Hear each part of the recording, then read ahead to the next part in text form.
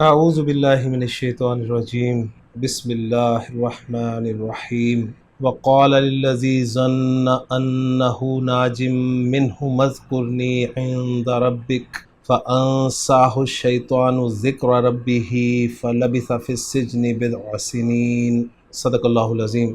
رب اشرح لی صدری ویسر لی امری واحلل عقدۃ من لسانی یفقہوا قولی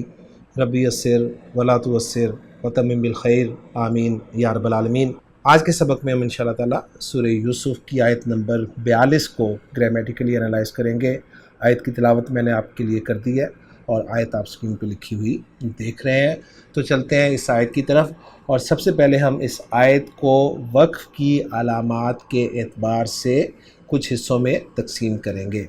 تو ہمیں اس آیت میں ایک ہی وقف کی علامت نظر آ رہی ہے جو کہ زا ہے، اور دوسری علامت جو ہے وہ آیت کی علامت ہے، لہٰذا اس آیت کے ہم پہلے تو دو حصے کریں گے۔ پہلا حصہ ہوگا وَقَالَ لِلَّذِي ظَنَّ أَنَّهُ نَاجٍ مِّنْهُ اذْكُرْنِي عِندَ رَبِّكَ، اور دوسرا حصہ ہوگا فَأَنسَاهُ الشَّيْطَانُ ذِكْرَ رَبِّهِ فَلَبِثَ فِي السِّجْنِ بِضْعَ سِنِينَ۔ پھر جو ہم نے پہلا حصہ کیا ہے نا، اس میں دیکھیں گے مزید ہمیں کوئی واو عاطفہ نظر آتا ہے، فا عاطفہ نظر آتا ہے، تو پھر ہم مزید کوئی حصہ کر لیں گے۔ تو پہلے حصے کی طرف چلتے ہیں اور پہلے حصے کے الفاظ پر بات کرنے کی کوشش کرتے ہیں۔ پہلا حصہ آپ اسکرین پہ لکھا ہوا دیکھ رہے ہیں وَقَالَ لِلَّذِي ظَنَّ أَنَّهُ نَاجٍ مِّنْهُ اذْكُرْنِي عِندَ رَبِّكَ، اس میں واو جو ہے وہ حرف ہے اور قالا فعل ہے، فعل ماضی واحد مذکر غائب کا صیغہ ہے، قاف و لام مادہ، قالا یقول باب نصر ینصر سے استعمال ہوتا ہے، بہت دفعہ ہم اس کو کر چکے ہیں۔ للذی جو ہے یہ لام اور الذی کا مجموعہ ہے، اور لام جو ہے یہ لام جارہ ہے۔ اور ایک بات لسان القرآن کے بیسک کورس میں آپ کو بتا چکا ہوں کہ لام چاہے وہ لام جارہ ہو یا لام تاکید ہو، جب بھی معرف باللام اسم کے ساتھ استعمال ہوتا ہے تو معرف باللام کا حمزۃ الوصل جو ہے وہ لکھنے میں بھی نہیں آتا، لہٰذا آپ دیکھ رہے ہیں کہ لام جارہ کا استعمال الذی اسم موصول کے ساتھ ہوا ہے، اور الذی اسم موصول کا ال جو ہے اس میں حمزۃ الوصل ہے، لہٰذا جب لام جارہ کو الذی کے ساتھ لکھا گیا تو حمزہ وصل جو ہے وہ لکھنے میں بھی نہیں آیا، تو یہ چیز آپ اچھی طرح نوٹ کر لیجیے۔ الذی جیسے کہ میں بتا چکا ہوں اس میں موصول ہے، واحد مذکر کے لیے استعمال ہوتا ہے، اور اس کے بعد فعل آپ دیکھ رہے ہیں ظنہ فعل کو ہم تفصیل سے دیکھیں گے خان صاحب کی ڈکشنری میں، اور لطف الرحمان خان صاحب بتا رہے ہیں کہ ظنہ جو ہے اس کے روٹ لیٹرز ضا، نون اور نون ہیں، باب نون سے استعمال ہوتا ہے۔ ظننا یظنن اصلی ہے، اور پھر مضاف کے قواعد اپلائی کرنے کے بعد یہ بن جاتا ہے ظنہ یظن۔ اس کا مصدر ظنن استعمال ہوتا ہے، اور اس کے معنی لکھے ہیں خان صاحب نے عقل سے اخذ کردہ نتیجے کی بنیاد پر رائے قائم کرنا، خیال کرنا، گمان کرنا، اور مزید تفصیل دے رہے ہیں کہ عقل کی بنیاد پر قائم کردہ خیال درست بھی ہو سکتا ہے اور غلط بھی۔ قرآن مجید میں یہ لفظ دونوں طرح کے خیال کے لیے استعمال ہوا ہے، اور آگے انہوں نے کچھ مثالیں بھی دی ہیں۔ تو ظنہ فعل جو ہے وہ ہم نے خان صاحب کی ڈکشنری میں دیکھ لیا۔ اس کے بعد آگے جو ہے وہ ہے انہ، جو کہ انہ اور ضمیر منصوب متصل کا مجموعہ ہے۔ انہ حرف از حروف مشبہ بالفعل ہے، اور اس کے ساتھ جو ضمیر آپ دیکھ رہے ہیں یہ ضمیر منصوب متصل ہے، واحد مذکر غائب کی ضمیر ہے، اور اس پہ الٹا پیش آنے کی وجہ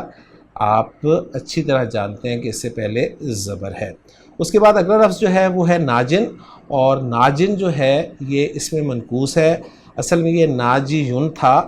اور اردو میں ہم اس کو کہیں گے ناجی۔ اور یہ بات بھی میں آپ کو بہت مرتبہ بتا چکا ہوں کہ اردو زبان میں استعمال ہونے والے وہ الفاظ جن کے آخر میں آپ کو یا سنائی دیتی ہے اور اس سے پہلے زیر ہوتی ہے، جیسے یہ ناجی ہے، قاضی ہے اور وادی ہے، اب یہ سارے کے سارے الفاظ جو ہیں یہ عربی کے ہی ہیں۔ عربی میں ان الفاظ کو جن کے آخر میں یا ما قبل مکسور ہوتا ہے ان کو اسماء منقوص کہا جاتا ہے۔ اس میں منقوص کا اعراب جو ہے وہ مرفوع اور مجرور فارم میں دو زیروں کے ساتھ آتا ہے، جیسے آپ یہاں پر دیکھ رہے ہیں ناجن، یہ مرفوع فارم بھی ہو سکتی ہے اور مجرور فارم بھی ہو سکتی ہے، جبکہ اس میں منقوص کی جو منصوب فارم ہے وہ دو زبر کے ساتھ ہی استعمال ہوتی ہے، گویا ناجن کی منصوب فارم ہوگی ناجین۔ باقی اس کے بارے میں تفصیل جو ہے وہ ہمیں شرح المفردات میں انشاءاللہ تعالیٰ مل جائے گی، اس کے مادے، اس کے باب کے حوالے سے۔ تو یہ اس میں منقوص ہے، اور یہاں پر یہ مرفوع استعمال ہوا ہے۔ اس کی وجہ یہ ہے کہ انا کے بعد یہ آیا ہے، انا کا اسم آ گیا ہے، انا کی خبر آگے آنی ہے، تو انا کی خبر مرفوع ہوتی ہے، لہٰذا ناجن جو ہے یہاں پر مرفوع ہے۔ باقی یہ باتیں انشاءاللہ تعالیٰ تفصیل سے ہم جب اعراب کریں گے اس وقت انشاءاللہ تعالیٰ دیکھ لیں گے۔ اگلا لفظ جو ہے وہ ہے منہما، جو کہ من اور ہما کا مجموعہ ہے۔ من حرف جر ہے، اور اس کے ساتھ جو ضمیر لگی ہوئی ہے وہ ضمیر مجرور متصل ہے، مثنیٰ مذکر کی یہ ضمیر ہے۔ اس کے بعد اگلا لفظ جو ہے وہ ہے اذکر، جو کہ فعل امر ہے، زال کاف را اس کا مادہ ہے، ذکر یذکر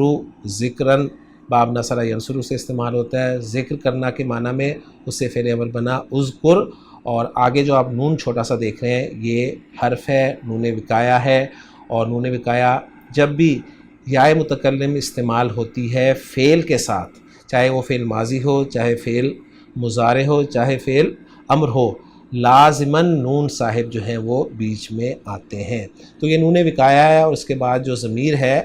وہ ہے یا متکلم کی، اور یہ ضمیر منصوب متصل ہے، کیونکہ فعل کے بعد ہمیشہ ضمیر جو ہے وہ منصوب متصل ہی آتی ہے۔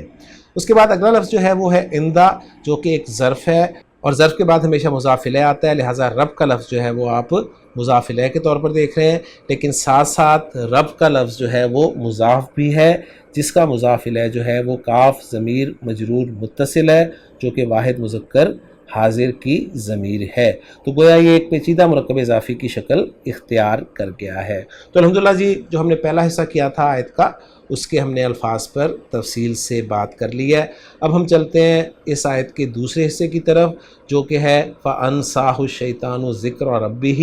فَلَبِثَ فِي السِّجْنِ بِضْعَ سِنِينَ۔ یہاں پر ہمیں ایک فا نظر آ رہا ہے ربی کے بعد، اور وہ فا عاطفہ ہے، لہٰذا ہم اس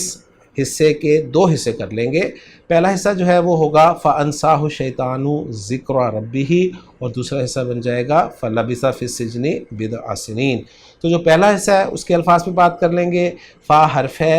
انسا یہ فعل ماضی ہے، نون سین یا آپ کو گرین کلر میں مادے کے حروف نظر آ رہے ہیں، یہ کس باب سے ہے اس پہ ہم بات کرتے ہیں خان صاحب کی ڈکشنری کے حوالے سے۔ خان صاحب بتا رہے ہیں کہ نون سا یا مادہ جب باب فعل میں آتا ہے تو یہ اوریجنلی بنتا ہے انسا یا یونسیو، اور اس کا مصدر بنتا ہے انسائن، اور پھر تبدیلی کے بعد یہ بن جاتا ہے انسا یونسی انسان، اور اس کے معنی لکھے ہیں انہوں نے کسی دوسرے کو کوئی چیز بھلا دینا، تو یہ بھلا دینا کے معنی میں استعمال ہوتا ہے۔ انسا فعل کے ساتھ ہا کی ضمیر آپ دیکھ رہے ہیں، جو کہ ضمیر منصوب متصل ہے، کیونکہ فعل کے بعد جو بھی ضمیر آتی ہے وہ مفعول بہ کی ضمیر ہوتی ہے، اور مفعول بہ منصوب ہوتا ہے، لہذا ضمیر جو ہے وہ بھی منصوب ہی ہوگی۔ واحد مذکر غائب کی یہ ضمیر ہے، اور اس پہ سیدھی پیش آئی ہے جو اس کی اوریجنل حرکت ہے۔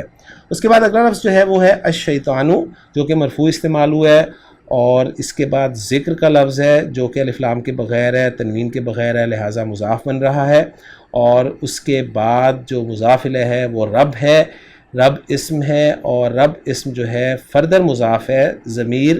مجرور متصل واحد مذکر غائب ہا کی طرف، اور اس ہا پر کھڑی زیر آپ دیکھ رہے ہیں، وجہ اس کی یہ ہے کہ اس ضمیر سے پہلے زیر حرکت آئی ہوئی ہے۔ تو الحمدللہ جی، دوسرے حصے کا جو پہلا حصہ تھا اس کے الفاظ پہ بھی ہم نے بات کر لی ہے۔ اب ہم چلتے ہیں دوسرے حصے کے دوسرے حصے کی طرف، جو کہ ہے فَلَبِثَ فِي السِّجْنِ بِضْعَ سِنِينَ۔ اس میں فا حرف ہے، لبث فعل ہے، لام با سا مادہ ہے، فعل ماضی واحد مذکر غائب کا صیغہ ہے،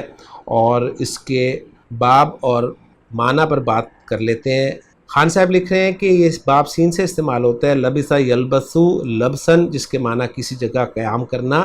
یا ٹھہرنا کے ہوتے ہیں۔ اس کے بعد بدعہ کا لفظ ہے، یہ ظرف کے طور پہ استعمال ہوا ہے، اور تفصیل سے انشاءاللہ تعالیٰ آپ کو شرح المفردات میں ڈاکٹر عبدالرحیم صاحب اس کے بارے میں بتا دیں گے۔ سنین کا لفظ جو ہے یہ سنون کی مجرور فارم ہے، اور سنون جو ہے وہ سنہ کی جمع ہے، جس کے معنی سال کے ہوتے ہیں۔ تو الحمدللہ جی، ہم نے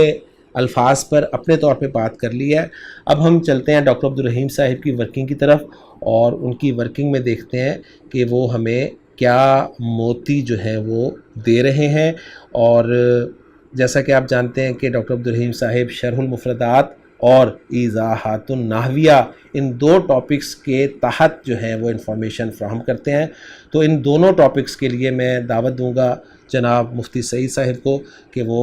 آپ کے سامنے ان دونوں ٹاپکس کو تفصیل سے رکھیں۔ جناب مفتی سعید صاحب۔ بسم اللہ الرحمن الرحیم، سورہ یوسف آیت نمبر 42۔ وقال للذی ظن انہ ناج منہ اذکرنی عند ربک فانساہ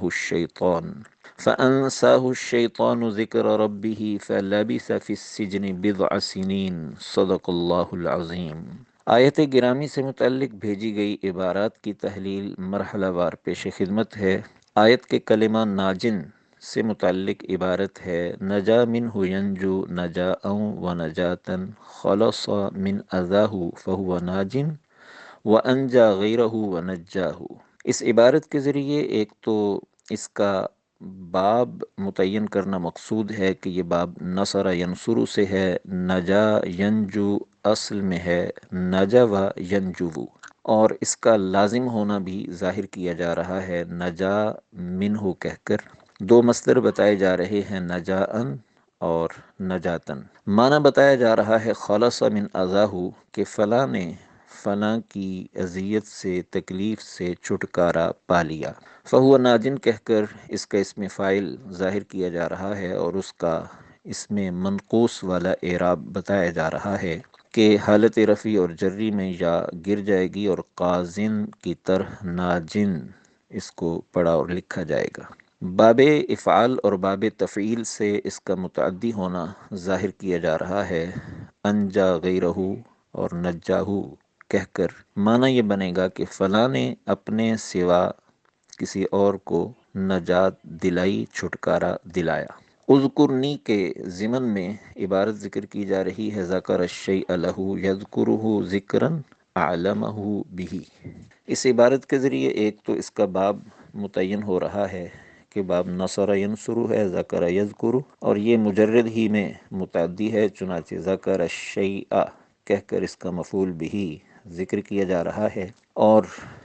دو چیزیں ہوں گی، ایک ذکر کرنے والا شخص جس چیز کا ذکر کرے گا وہ چیز، اور ایک وہ شخص ہوگا جس کے سامنے وہ کسی چیز کو ذکر کر رہا ہے۔ تو وہ چیز جو مذکور ہے، جس کو ذکر کیا جا رہا ہے، وہ اس میں مفعول کے طور پر فعل کے ساتھ لگے گی، اور جس شخص کے سامنے تذکرہ ہوگا اس کا ذکر لام جارہ کے ذریعے ہوگا۔ یذکرہ ذکراً اس کا مصدر بتا دیا گیا، اور معنی بتاتے ہوئے کہا جا رہا ہے اعلمہ بہ کہ ذاکر نے جس شخص کے سامنے ذکر کیا جا رہا ہے اس کو بہ فلاں بات کا علم دیا اور فلاں بات اس کو جنوائی، یہ معنی بنے گا لام جارہ کے ساتھ اس کا۔ اذکرنی عند ربک فانساہ الشیطان، کلمہ انسا کے ضمن میں اس کی معنوی تحقیق ذکر کی جا رہی ہے کہ نسی الشیء ینساہ نسیانا ضد تذکر وانساہ اللہ ایاہ انساء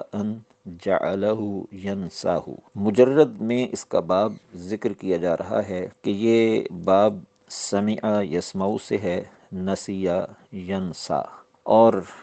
یہ مجرد ہی میں متعدی ہے، چنانچہ نسی الشیء، الشیء اس کا مفعول بھی ہے، اور نسیان اس کا مصدر ہے۔ معنوی تحقیق بتاتے ہوئے کہا جا رہا ہے کہ ضد تذکرہ، یہ تذکرہ کی ضد ہے۔ تذکرہ کا معنی اس نے فلاں بات یاد کی، اور نسیہ کا معنی ہوگا کہ وہ فلاں بات بھول گیا۔ اس کا باب افعال سے ہونا بتاتے ہوئے کہا جا رہا ہے وَأَنْسَاهُ اللَّهُ إِيَّاهُ إِنْسَاءً، چنانچہ اس میں دو چیزیں فعل کے ساتھ ذکر کی جائیں گی۔ انساہ اللہ ایاہ کہ باب افعال میں ایک تو یہ متعدی ہوگا، اور متعدی بھی بیک مفعول نہیں بلکہ بدو مفعول، اور انساہو یہ پہلا مفعول بھی، لفظ اللہ اس کا فاعل، اور ایاہ مفعول بھی ثانی۔ معنی کیا بنے گا معنی ہوگا جعلہ ینساہ، انساہ اللہ ایاہ کا معنی جعلہ اللہ ینساہ، کہ اللہ نے اسے ایسا بنا دیا کہ وہ فلاں چیز کو بھول رہا ہے۔ تو انساہ اللہ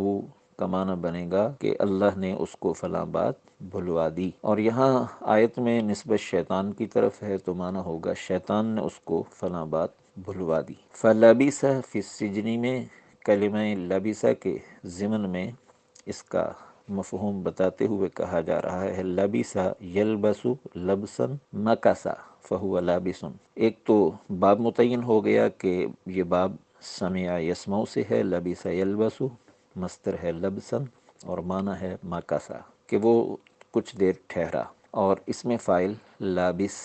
فلبث فی السجن بضع سنین، لفظ بضع کا مفہوم بتاتے ہوئے کہا جا رہا ہے بضع فی العدد ما بین الثلاث الی التسع، کہ عدد میں بضع کا اطلاق 3 سے 9 تک کے درمیانے اعداد پر ہوتا ہے۔ السنۃ الحول جمع سنوات و سنون، السنہ کا معنی بتاتے ہوئے کہا جا رہا ہے الحول سال، اور اس کی 2 جمع ذکر کی جا رہی ہیں سنوات اور سنون۔ یہاں دلچسپ بات یہ ہے کہ السنہ واحد میں سین پر زبر ہے، اور اس کی جمع سنوات میں بھی سین پر زبر، جبکہ اس کی جمع سنون جب بنائی جاتی ہے تو سین کی زبر زیر میں بدل جاتی ہے۔ آگے عبارت ہے بضع سنین، سنون ملحقۃ بجمع المذکر السالم تقول مرت علی تخرج سنون عشت فی المدینۃ المنورۃ سنین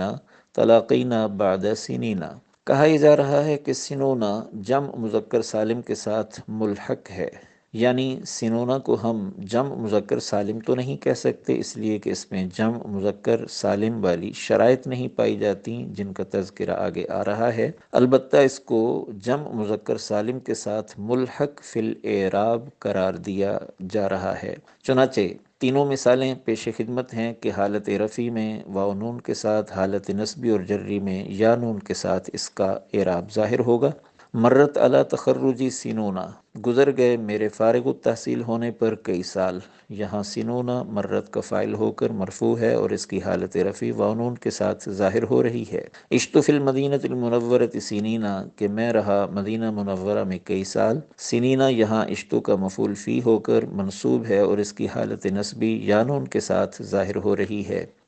تلاقینا بعد سنینا، ہم ملے سالوں بعد، اس میں سنینا بعد کا مضاف الیہ ہو کر مجرور ہے اور اس کی حالت جری یا نون کے ساتھ ظاہر ہو رہی ہے۔ آگے عبارت ہے وَيَجُوزُ أَن تُعَامَلَ سِنِينٌ مُعَامَلَةَ حِين فَيُقَال مرت علی لقائه سنین طویلہ، کہ سنین کے ساتھ حین والا معاملہ بھی کیا جا سکتا ہے، کرنا جائز ہے، اور مطلب اس کا یہ ہے کہ سنین کی جو یا ہے اس کو ہمیشہ برقرار رکھا جائے، حرف اصلی کے طور پہ اس کو دیکھا جائے، اور اعراب بالحرف کی بجائے اعراب بالحرکت اس کے آخری نون پر پیش زبر زیر کی صورت میں ظاہر ہو۔ چنانچہ مثال پیش کی جا رہی ہے مرت علی لقائہ سنین طویلۃ، کہ گزر گئے اس کی ملاقات پر لمبے سال۔ اس میں سنین موصوف، طویلۃ اس کی صفت، اور یہ موصوف صفت مل کر مرت کا فاعل۔ اب اگر اعراب بالحرکت حرف اس پر ہوتا جمع مذکر سالم کے طور پہ تو سنونا ہونا چاہیے تھا، لیکن یہاں اعراب بالحرف کی بجائے اعراب بالحرکت اس پر پڑھا جا رہا ہے، اور یوں کہا جا رہا ہے مرت علی لقائہ سنین طویلۃ، اعراب بالحرکت اس کے آخری نون پر پیش اور تنوین کی صورت میں ظاہر ہو رہا ہے۔ آگے طویل عبارت ہے کہ وَكَذَلِكَ كُلُّ اسْمٍ ثُلَاثِيٍّ حُذِفَتْ لَامُهُ وَعُوِّضَ مِنْهَا تَاءُ التَّأْنِيثِ وَلَمْ يُكَسَّرْ وَمِنْ أَمْثِلَةِ ذَلِكَ مِئَةٌ مِئُونَ ضُبَّةٌ ضِبُونَ بِضَمِّ الظَّاءِ وَكَسْرِهَا وَالضُّبَّةُ حَدُّ السَّيْفِ صُبَةٌ سِبُونَ صُبُونَ بِضَمِّ السَّاءِ وَكَسْرِهَا وَالصُّبَةُ الْجَمَاعَةُ عِضَةٌ عِضُونَ بالکسر لا غیر والعضة الفرقة والقطعة وفي التنزيل الذين جعلوا القرآن عضين عزة عزون بالکسر لا غیر والعزة الفرقة من الناس وفي التنزيل عن اليمين وعن الشمال عزين. وتسمى هذه الجموع ملحقة بجمع المذكر السالم لأنها لم تستكمل شروط الجمع المذكر السالم. انظر ایضاحات الآیت الرابعہ۔ کہا یہ جا رہا ہے کہ اکیلے سنونا کی بات نہیں بلکہ وَكَذَلِكَ كُلُّ اسْمٍ ثُلَاثِيٍّ حُذِفَتْ لَامُهُ وَعُوِّضَ مِنْهَا تَاءُ التَّانِيثِ وَلَمْ يُكَسَّرْ، کہ سنونا کی طرح ہر اس اسم ثلاثی کے ساتھ یہی معاملہ ہوگا کہ جس کا لام الکلمہ حذف کر دیا جائے، یعنی ہر ایسا ثلاثی اسم کے وزن میں اس کا جو حرف لام کے مقابلے میں، فا عین لام میں سے لام کے مقابلے میں آ رہا ہو، اس کو حذف کر دیا جائے۔ وعوض منہا تاء التانیث، اور اس لام الکلمہ کے عوض میں تاء التانیث لائی جائے۔ ولم یکسر، اور اس کی جمع تکسیر نہ بنائی جائے۔ چنانچہ اس کی مثالوں میں سے چند مثالیں ذکر کی جا رہی ہیں۔ مئتم میعون، مئتن واحد، میعون اس کی جمع، تو یہاں مئتن اصل میں مئون ہے اور واو یہاں حذف کر کے اس کی جگہ تائے تانیث آ گئی، اور اس کو ہم جمع مذکر سالم کے ساتھ ملحق قرار دیتے ہوئے اس کی جمع بنائیں گے واو نون کے ساتھ میعون، اور اس کی حالت نسبی اور جری یانون کے ساتھ ظاہر ہوگی میئینا۔ اور دوسری مثال ہے زبتن، زبونا اور زبونا، بضم الزاء و کسریہا، دونوں طرح ٹھیک ہے۔ تو یہاں بھی زبتن میں لام الکلمہ کو حذف کر کے اس کی جگہ پہ تائے تانیث لائی گئی ہے، اور اس کی جمع زبونا، زبینا، دونوں طرح گویا حالت رفیع میں واو نون کے ساتھ، نسبی اور جری میں یا نون کے ساتھ آ سکتی ہے۔ اب زبا کس کو کہیں گے؟ زبا، تو اس کا معنی بتایا جا رہا ہے حد السیف، یعنی تلوار کی دھار۔ تیسری مثال ہے صبح، اور اس کی جمع سبونا، سبونا ہوگی واو نون کے ساتھ، حالت نسبی اور جری میں یا نون کے ساتھ سبینا۔ چنانچہ صبح کسے کہا جاتا ہے؟ معنی بتایا جا رہا ہے الجماعہ، ایک جماعت یا گروپ۔ اور چوتھی مثال ہے عیدوتن، اور اس کی جمع عیدونا، چنانچہ یہ کسرے کے ساتھ، عین کے کسرے کے ساتھ ہی ہوگی عیدونا، اور ضمہ کے ساتھ نہیں، جیسا کہ اوپر والے دو جو الفاظ تھے ان میں ضمہ کسرہ دونوں طرح ٹھیک تھا۔ تو عیدہ کا معنی بتایا جا رہا ہے الفرقہ، القطع، ایک ٹکڑا، ایک گروپ۔ تو اس کی مثال ہے قرآن حکیم میں الذی جعل القرآن عضین، کہ وہ لوگ جنہوں نے قرآن کے ٹکڑے کر دیے۔ پانچویں مثال پیش کی جا رہی ہے عزتن، اور اس کی جمع عزونا، کسرہ کے ساتھ، نہ کہ کسی اور حرکت کے ساتھ۔ والعزت الفرقۃ من الناس، کہ عزا لوگوں کے ایک گروہ کو کہا جائے گا، اور قرآن میں اس کی مثال ہے عن الیمین وعن الشمال عزین، تو یہاں حالت نسبی اس کی یا نون کے ساتھ ظاہر ہو رہی ہے۔ اب یہ جو جمعیں ہیں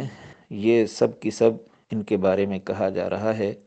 وَتُسَمَّى هَذِهِ الْجُمُوعُ مُلْحَقَةً بِجَمْعِ الْمُذَكَّرِ السالم، کہ یہ ساری جمعیں جمع مذکر سالم کے ساتھ ملحق شمار کی جاتی ہیں، اور ان کو ملحق بجمع المذکر السالم کا نام دیا جاتا ہے۔ کیوں؟ اس لیے کہ جمع مذکر سالم کی شرائط یہ پوری نہیں کرتی، لہٰذا جمع مذکر سالم ان کو کہنے کی بجائے جمع مذکر سالم کے ساتھ ملحق ان کو نام دیا گیا ہے۔ جمع مذکر سالم کی کیا شرائط ہیں جو کہ ان میں نہیں پائی جاتی؟ جمع مذکر سالم دو قسم کے مفردات کی ہو سکتی ہیں، نمبر ایک علم، نمبر دو صفت۔ اور جمع مذکر سالم جب کسی علم کی جمع بنے تو اس کے اندر یہ شرائط ہونا ضروری ہے، نمبر ایک وہ علم مذکر ہو، نمبر دو عاقل ہو، نمبر تین تائے تانیث سے خالی ہو، اور نمبر چار ترکیب سے خالی ہو۔ جب یہ چار شرطیں پائی جائیں تو ایسے علم کی جمع مذکر سالم آ سکتی ہے، جیسے عامر، اس کی جمع عامرون، عامرین آ سکتی ہے۔ اور دوسری اگر جمع مذکر سالم کسی اسم صفت کی بنائی جائے تو اس اسم صفت کے اندر بھی تین شرطوں کا ہونا ضروری ہے، نمبر ایک مذکر ہو، نمبر دو عاقل ہو، نمبر تین تائے تانیث سے خالی ہو۔ اب یہ جو جمع ہیں میعون، زبون، سبون، عزون اور سنون، ان کے اندر یہ شرطیں نہیں پائی جاتی، لہٰذا ان کو ہم ملحق بجمع المذکر السالم تو کہیں گے، جمع مذکر سالم نہیں کہہ سکتے۔ الفیہ ابن مالک کے اشعار: یقول ابن مالک و شبہ زینی و بیہ عشرون و بابہ الحق والاہلون اولو و عالمون علیون و ارضون شذ والسنون و بابہ و مثل حین قد یرد ذا الباب وہو عند قومی یترد۔ ترجمہ اور مفہوم اس کا یہ بنے گا وشبہ زینی، کہ اوپر والے شعر میں جمع مذکر سالم کی جو دو مثالیں ذکر کی گئی ہیں، عامر اور اس کی جمع عامرون، مذنب اور اس کی جمع مذنبون، کہ ان جیسی اور بھی جو مثالیں ہوں گی وہ جمع مذکر سالم کہلائیں گی۔ وَبِهِ عشرون وَبَابُهُ الْحِقَ، اس کا مفہوم یہ ہے کہ اسی جمع مذکر سالم کے ساتھ ملحق کیا گیا ہے عشرون اور اس کے باب کو۔ عشرون کے باب سے مراد ثلاثون اربعون سے لے کر تسعون تک کی دہائیاں ہیں، اور والاہلون اولو عالمون علیون، کہ ان سب کو بھی جمع مذکر سالم کے ساتھ ملحق کیا گیا ہے۔ وَأَرْضُونَ شُذَّا، کہ ارزونہ بھی اگر بولا جائے گا تو جمع مذکر سالم کے ساتھ اس کو ملحق سمجھا جائے گا، لیکن ارض کی جمع کے طور پہ ارزونہ یہ شاذ ہے۔ اور السنون اور اس کا باب، یہ بھی جمع مذکر سالم کے ساتھ ملحق ہے، لیکن اس کے بارے میں ایک اضافی بات یہ بتائی جا رہی ہے کہ وَمِثْلَ حِینٍ قَدْ يَرِدْ ذَا الْبَابُ، کہ یہ السنون کا جو باب ہے یہ کبھی حینن کی طرح بھی وارد ہوتا ہے۔ وَهُوَ عِنْدَ قَوْمٍ يَتَّرِدْ، کا معنی یہ کہ ایک قوم کے نزدیک السنون کا حینن کی طرح وارد ہونا یہ ایک کلیہ اور قاعدہ ہے، یہ کوئی شاذ بات نہیں ہے۔ مزید اس کی تفصیل یہ ہے کہ ملحق بجمع المذکر السالم کی چند انواع کو ابن مالک نے ان اشعار میں منظوم کیا ہے۔ اس میں پہلے نمبر پہ عشرون اور اس کا باب شامل ہے، چنانچہ عشرون، ثلاثون، اربعون، ان دہائیوں پر اعراب حالت رفع میں واو نون کے ساتھ ظاہر ہوگا، اور حالت نصبی اور جری میں یا نون کے ساتھ عشرین، ثلاثین وغیرہ۔ اور ان کو جمع مذکر سالم کہنے کی بجائے ملحق بجمع المذکر السالم اس لیے قرار دیا جا رہا ہے کہ جیسا کہ پہلے عرض کیا جا چکا کہ جمع مذکر سالم کی شرائط میں سے یہ ہے کہ ایک تو اس کا واحد من لفظی ہی موجود ہو اور وہ علم یا صفت ہو، اور علم ہو تو مذکر ہو، عاقل ہو، تائے تانیث اور ترکیب سے خالی ہو، اور اگر اس کا واحد صفت ہو تو وہ بھی مذکر، عاقل ہو اور تائے تانیث سے خالی ہو۔ تو یہ جو دہائیاں ہیں عشرون، ثلاثون وغیرہ، ان کا من لفظی ہی کوئی واحد نہیں ہے، اس لیے ان میں جمع مذکر سالم کی شرط نہ پائے جانے کی وجہ سے ان کو ملحق بجمع المذکر السالم قرار دیا جا رہا ہے۔ اور اہلونہ، اس میں بھی شرائط نہیں پائی جاتی، اس لیے کہ اہلونہ ایک اسم جنس جامد ہے، اور اسی طرح اولو، اس میں بھی شرط نہیں پائی جا رہی، اس لیے کہ اس کا بھی من لفظی ہی کوئی واحد نہیں۔ عالمون، یہ بھی اسم جنس جامد ہے۔ الیون، اس کا واحد اگر الیج کو قرار بھی دیا جائے تو یہ ایک غیر عاقل ہے، اور جمع مذکر سالم ہونے کے لیے ضروری ہے کہ اس کا واحد اگر علم یا صفت ہو تو وہ مذکر بھی ہو، عاقل بھی ہو۔ اور ارزونا، یہ بھی اس میں جنس جامد ہے۔ سینونا، اس میں بھی شرط اس لیے نہیں پائی جاتی کہ یہ بھی اس میں جنس ہے اور اس کا واحد جو ہے وہ سیناتن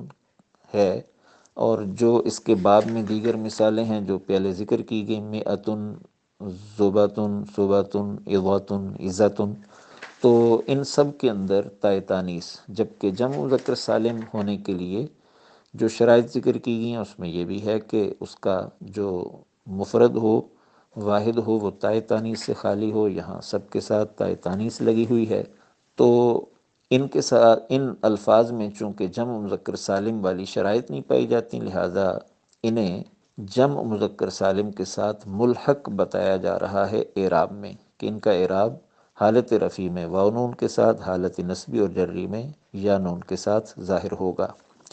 البتہ سنونہ کے بارے میں ابن مالک یہ بات بھی ذکر کر رہے ہیں کہ وَمِثْلَ حِینٍ قَدْ يَرِدُ الْبَابُ، کہ السنونہ کا جو باب ہے یہ حینن کی طرح بھی وارد ہوتا ہے، جیسا کہ پہلے تفصیل گزری ہے کہ حینن کی طرح اس کے ہونے کا مطلب یہ ہے کہ سنینن کی جو یا ہے اس کو حالت رفع نصبی جری تینوں میں برقرار رکھتے ہوئے اعراب بالحرف کی بجائے اس کے نون پر اعراب بالحرکت ظاہر کیا جائے، حالت رفع میں پیش، حالت نصبی میں زبر اور حالت جری میں زیر۔ وَهُوَ عِنْدَ قَوْمٍ يَتَّرِدُ کا مفہوم یہ ہے کہ یہ سنونہ کا حینن کی طرح وارد ہونا یہ ایک قوم کے نزدیک یہ قاعدہ کلیہ ہے، یہ کوئی شاذ بات نہیں ہے، لیکن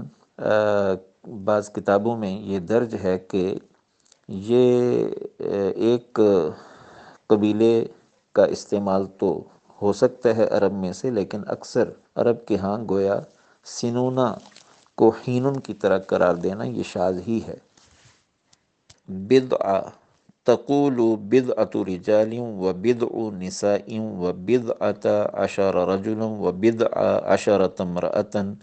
كما تقول ثلاثة رجال وثلاث نساء وثلاثة عشر رجلا وثلاث عشرة امرأة بدع سنين هنا بدع عدد ناب عن الظرف كما تقول انتظرتك ثلاث ساعات فهو مفعول فيه۔ کلمہ بدع کا معنی تو پہلے بتایا جا چکا ہے کہ معروف قول کے مطابق 3 سے لے کر 9 تک کے اعداد پر اس کا اطلاق ہوتا ہے۔ آج کی اس عبارت میں اس کا نحوی اعراب بتانا مقصود ہے، چنانچہ اس کا نحوی اعراب اور اس کا جملے میں استعمال ویسے ہی ہوگا جیسے ثلاثہ سے لے کر تسعہ تک کے اعداد استعمال ہوتے ہیں۔ چنانچہ ثلاثۃ رجال اور ثلاث نساء میں جیسے ثلاثہ سے لے کر تسعہ تک کا ضابطہ ہے کہ اگر معدود مذکر تو عدد مؤنث اور معدود مؤنث تو عدد مذکر، اور عدد اپنے معدود کی طرف مضاف ہوگا، تو اسی طرح بدعۃ رجال اور بدع نساء، یعنی بدعۃ رجال معدود مذکر ہے تو عدد مؤنث، بدعۃ مؤنث آئے گا، اور اگر معدود مؤنث ہے نساء تو بدع مذکر بغیر تا کے استعمال ہوگا، اور یہ بدعۃ اور بدع اپنے معدود کی طرف مضاف ہوگا۔ اور مرکب عدد کے اندر جیسے ثلاثہ سے لے کر عشرہ تک اعداد استعمال ہوتے ہیں تو بدعہ بھی ویسے ہی استعمال ہوگا، اور وہ ضابطہ یہ ہے کہ مرکب عدد میں معدود مفرد منصوب ہوگا، اور عدد کے جو 2 اجزاء ہیں تو ان میں سے پہلا معدود کے برخلاف ہوگا تذکیر و تانیث میں، جبکہ دوسرا اس کے مطابق ہوگا۔ چنانچہ ثلاثۃ عشرہ رجلاً، یعنی رجلاً مذکر ہے تو ثلاثۃ پہلا حصہ اس کے برخلاف مؤنث اور دوسرا اس کے مطابق مذکر ہے، اور ثلاث عشرۃ امرأۃً کہ امرأۃً معدود مؤنث ہے تو عدد کے اجزاء میں سے پہلا جز پہلا حصہ ثلاثہ اس کے برخلاف اور عشرۃ اس کے مطابق مؤنث ہے، اور دونوں اجزاء عدد کے مبنی بر فتح ہوتے ہیں، تو اسی طرح بدعۃ کا استعمال بھی ہوگا کہ بدعۃ عشرہ رجلاً، اس میں رجلاً مذکر ہے تو عشرہ اسی کی طرح مذکر، جبکہ بدعۃ یہ مؤنث ہوگا، اور بدع عشرۃ امرأۃً اس میں امرأۃً معدود مؤنث ہے تو عشرۃ اس کے مطابق مؤنث، جبکہ بدع بغیر تا کے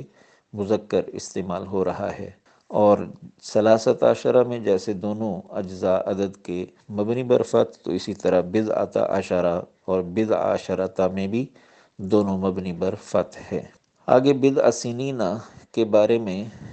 ترکیبی اس کی حیثیت بتاتے ہوئے کہا جا رہا ہے کہ بدع یہ ایک عدد ہے جو ظرف کے قائم مقام ہے، ظرف کا نائب ہے۔ عدد ناب عن الظرفی، ظرف کے نائب ایک عدد ہے۔ کما تقول، جیسے آپ کہتے ہیں انتظرت کا ثلاث ساعات، کہ میں نے تمہارا 3 گھنٹے انتظار کیا، تو جیسے ثلاث ساعات یہاں ظرف اور مفعول فی ہے، اسی طرح بضع سنین یہ بھی مفعول فی ہے۔ فَأَنْسَاهُ الشَّيْطَانُ ذِكْرَ رَبِّهِ سے متعلق عبارات کی تحلیل پیش خدمت ہے۔ پہلے مکمل عبارت، ذکر ربہ یقال ذکرت الشیء له ای اعلمته، فتقدیر الکلام فی الآیة کما یلی بالمصدر المؤول انساہ الشیطان ان یذکر یوسف لربہ، وبالمصدر الصریح انساہ الشیطان ذکرہ یوسف لربہ۔ الہاء فی ذکرہ مضاف الیہ وہو الفاعل فی المعنى، ویوسف مفعول للمصدر وقد حذف،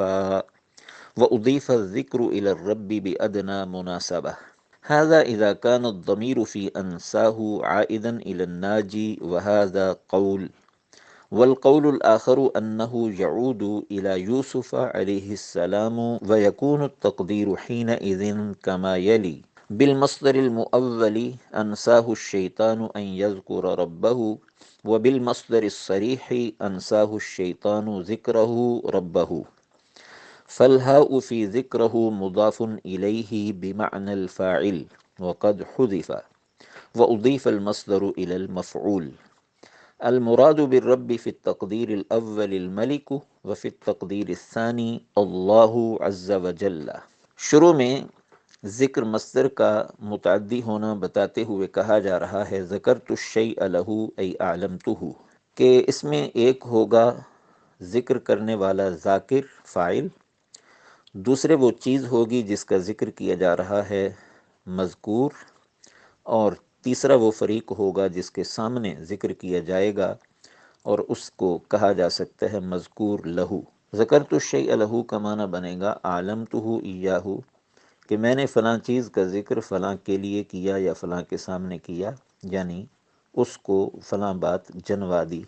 جملے میں ذکر ربی کی تقدیر کلام بتاتے ہوئے کہا جا رہا ہے کہ فتقدیر الکلام فی الآیت کما یلی، ذکر ربی کی تقدیر کلام اور مکمل جملہ ویسے ہوگا جیسے درج ذیل میں ہے، بالمصدر المؤولی، کہ مصدر مؤول کے ساتھ اس کو ہم مقدر مانیں، اور یوں کہیں انساہ الشیطان ان یذکر یوسف لربہ، کہ اس نجات پانے والے شخص کو شیطان نے بھلا دیا یہ کہ وہ یوسف علیہ السلام کا ذکر کرے اپنے رب، اپنے مربی یعنی بادشاہ کے سامنے۔ تو ان یذکرہ، یہ ان مصدریہ کے ذریعے فعل مضارع کو مصدر کی تعویل میں کیا جا رہا ہے، تو یہ مصدر مؤول کہلائے گا، اور یہ بات ویسے ہی ہو جائے گی جیسے سورۃ الکہف کی آیت نمبر 63 میں ہے، وَمَا أَنْسَانِيهُ إِلَّا الشَّيْطَانُ أَنْ أَذْكُرَهُ، کہ موسیٰ علیہ السلام کے سفر کے ساتھی یوشع بن نون مچھلی کا زندہ ہو کر پانی میں کود جانا بتانا بھول گئے، تو اس کو یوں بیان کیا کہ وما انسانی ہو الا الشیطان ان اذکرہ، کہ یہ مچھلی کا زندہ ہو کر پانی میں اپنا رستہ بنا لینا، اس کا تذکرہ مجھے نہیں بھلایا مگر شیطان نے کہ میں اس کا ذکر کروں۔ تو جیسے وہاں ان اذکرہ صراحتاً مصدر مؤول ہے، تو یہاں ہم تقدیر عبارت میں مصدر مؤول کے ساتھ جملہ مکمل کریں۔ دوسرے وبالمصدر الصریح انساہ الشیطان ذکرہ یوسف لربہ، کہ مصدر صریح کے ساتھ ہم جملے کی تقدیر مانیں۔ انساہ الشیطان ذکرہ یوسف لربہ کا معنی بنے گا کہ اس نجات پانے والے شخص کو شیطان نے بھلا دیا اس کا یوسف علیہ السلام کا تذکرہ اپنے مربی یعنی بادشاہ کے سامنے کرنا۔ اب اس میں تقدیر کیا ہوگی اور ضمیر کا مرجع کیا ہوگا، ذاکر کون، مذکور کون، مذکور لہو کون، تو وضاحت کرتے ہوئے کہا جا رہا ہے کہ الہاء فی ذکرہ مضاف الیہ، ذکرہ کی ہو ضمیر یہ مضاف الیہ ہے، وہو الفاعل فی المعنی، اور یہ فاعل فی المعنی ہے، یعنی اصل میں یہ ضمیر ذکر مصدر کا فاعل ہے، اور ذکر مصدر کی اضافت یہاں فاعل کی طرف ہو رہی ہے۔ مصدر کی اضافت فاعل کی طرف بھی ہوا کرتی ہے، مفعول کی طرف بھی ہوا کرتی ہے، ہو سکتی ہے، تو یہاں ذکرہ کی اضافت گویا فاعل فی المعنی کی طرف ہوگی۔ و یوسفہ، اور یوسفہ اس جملے کے اندر مفعول المصدری وہ اسی ذکر مصدر کا مفعول بھی قرار پائے گا۔ وقد حذفہ، اور آیت کے اندر ذکر ربہ میں نہ تو یہ ہا ضمیر مذکور ہے، نہ یوسفہ جو مفعول ہے وہ مذکور ہے، دونوں کو حذف کر دیا گیا، فاعل کو بھی اور مفعول کو بھی۔ وَأُضِيفَ الذِّكْرُ إِلَى الرَّبِّ، اور ذکر مصدر کی اضافت نہ فاعل کی طرف ہے نہ مفعول کی طرف ہے بلکہ رب کی طرف کر دی گئی۔ یہ کیوں کی گئی؟ تو کہا جا رہا ہے بِأَدْنَى مناسبہ، کہ یہ الرب یہاں مذکور لہو ہے، نہ یہ ذاکر ہے نہ مذکور ہے، نہ فاعل ہے نہ مفعول ہے بلکہ مذکور لہو ہے، اور اس ادنا مناسبت سے ذکر کی اضافت رب کی طرف کر دی گئی ہے۔ ھذا اذا كان الضمیر فی انساہ عائدا الی الناجی، کہا یہ جا رہا ہے کہ یہ سب کچھ اس وقت ہوگا جب کہ انساہو کی ہو ضمیر عائد ہو ناجی کی طرف، یعنی نجات پانے والے شخص کی طرف، خواب دیکھنے والوں میں سے وہ شخص جس نے نجات پانی تھی اور اس کو یوسف علیہ السلام نے کہا تھا کہ اپنے رب، اپنے مربی یعنی بادشاہ کے سامنے میرا ذکر کرنا کہ ایک شخص جیل کے اندر بے گناہ پڑا ہے۔ تو اس نجات پانے والے شخص کی طرف ہو ضمیر کو عائد مانا جائے تو اس صورت میں یہ عبارت کی دو تقدیریں ہوں گی، کلام کی دو تقدیریں ہوں گی۔ وَهَذَا قول، کہا یہ جا رہا ہے کہ یہ انساہو کی ہو ضمیر کا ناجی کی طرف عائد ہونا یہ مفسرین کے دو اقوال میں سے ایک قول ہے۔ والقول الآخر انہ یعود الی یوسف علیہ السلام، اس جملے کی تقدیر اور ترکیب میں دوسرا قول یہ ہے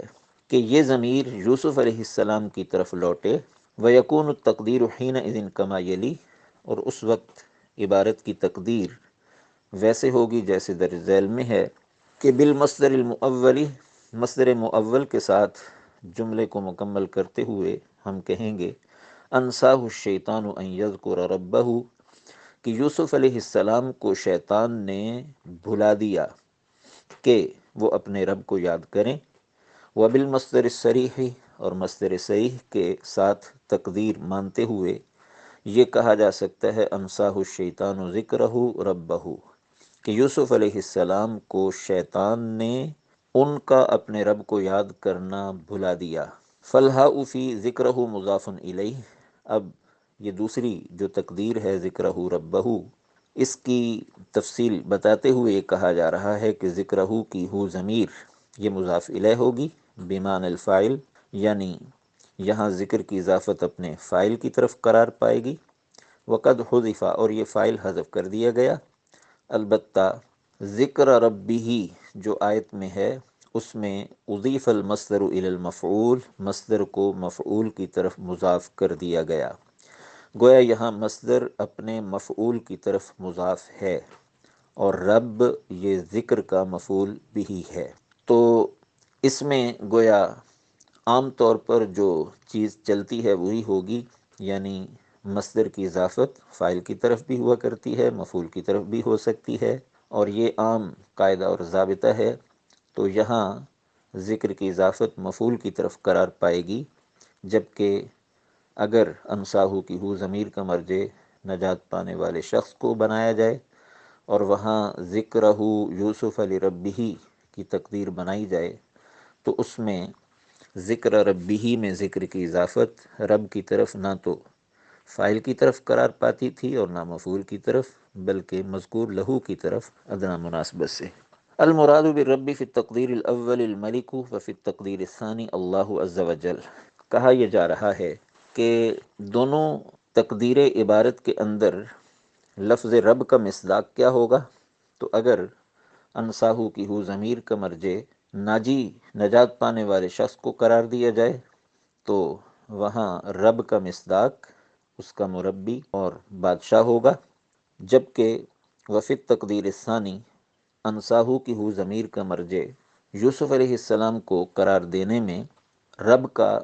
مصداق ہوگا اللہ عز وجل، کہ شیطان نے یوسف علیہ السلام کو اپنے رب کا ذکر کرنا یعنی اللہ عز وجل کا ذکر کرنا بھلا دیا۔ تو یہ ہے ان عبارات کی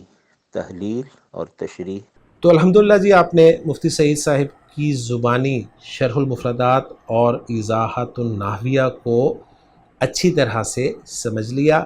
ایضاحات النحویہ میں ناجن اسم منقوص کے حوالے سے انفارمیشن جو ہے وہ ابھی آپ کے ساتھ شیئر کرنا باقی ہے،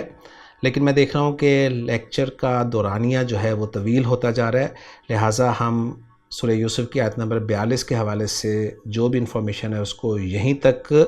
ختم کرتے ہیں۔ انشاءاللہ تعالی ناجن اسم منقوص کے حوالے سے جو انفارمیشن ہے ڈاکٹر عبدالرحیم صاحب کی ایضاحات النحویہ میں، اور پھر اس آیت کا اعراب جو ہے اس پہ انشاءاللہ تعالی اگلے لیکچر میں بات کریں گے۔ سبحانک اللہم و بحمدک، اشہد ان لا الہ الا انت، استغفرک و اتوب الیک۔